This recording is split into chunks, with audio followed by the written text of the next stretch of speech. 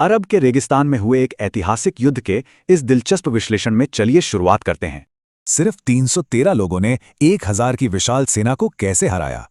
यही है आज का मुख्य सवाल। बात है सन 624 ईस्वी की। ये वो दौर था जब पूरे इलाके में भारी उथल-पुथल मची थी। मदीना में रह रहे मुसलमानों पर मक्का के कुरैश कबीले के जुल्म और अत्याचार लगातार बढ़ते जा रहे थे। संख्या भले ही कम थी, लेकिन उनका पक्का ईमान और हौसला दुनिया के किसी भी हथियार से ज्यादा मजबूत था। मक्का के एक व्यापारिक काफले की खबर आते ही एक बहुत बड़ी सैन्य हलचल की शुरुआत हो गई। कुरैश ने तुरंत अपनी ताकत दिखाते हुए लगभग 1000 हथियारबंद सैनिकों की एक विशाल फौज खड़ी कर दी। इसके बिल्कुल उलट मुस्लिम सेना में सिर्फ 313 लोग शामिल थे। ये बहुत बड़ा अंतर था। उनके पास घोड़े और हथियार ना के बराबर थे। वो इन्हीं सीमित संसाधनों के साथ कठोर रेगिस्तान में उतरे। जंग से पहले वाली रात दिलों में डर था, लेकिन अल्लाह पर पक्का भरोसा ही सबसे बड़ा सहारा था।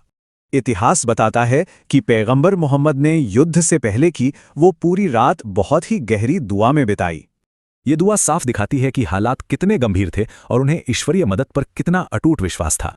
सुबह हुई और दो बिल्कुल ही अलग ताकतें रेगिस्तान की उस तपती रेत में आमने सामने खड़ी थी। कुरैश के पास बेतहाशा सैन्य शक्ति थी, लेकिन उस छोटी सी सेना ने भी असाधारण बहादुरी से लड़ाई शुरू की। ऐतिहासिक किताबें बताती हैं कि इन बहादुर लड़ाकों की मदद के लिए आसमान से फरिश्तों को भी भेजा गया था। इसके बाद बाजी पलटने लगी। भारी हथियारों वाली कुरैश की सेना कमजोर पड़ी और उन्हें पीछे हटना पड़ा। और अंततः हर मुश्किल को पार करते हुए इस छोटी सी सेना ने एक बहुत बड़ी ऐतिहासिक जीत हासिल की। दरअसल ये सिर्फ कोई सैन्य जीत नहीं थी, ये भारी मुश्किलों के खिलाफ सच्चाई और अपार धैर्य की जीत थी। ये कहानी हमें 3 अहम बातें सिखाती है: अटूट विश्वास, साहस का असली महत्व और एकता की महान ताकत। इसने पूरी अरब दुनिया को साबित कर दिया कि सिर्फ लोगों की संख्या से ही जीत तय नहीं होती। जो हमें एक सवाल के साथ छोड़ जाता है, असंभव परिस्थितियों में हमारी सच्ची आंतरिक शक्ति का स्रोत क्या है?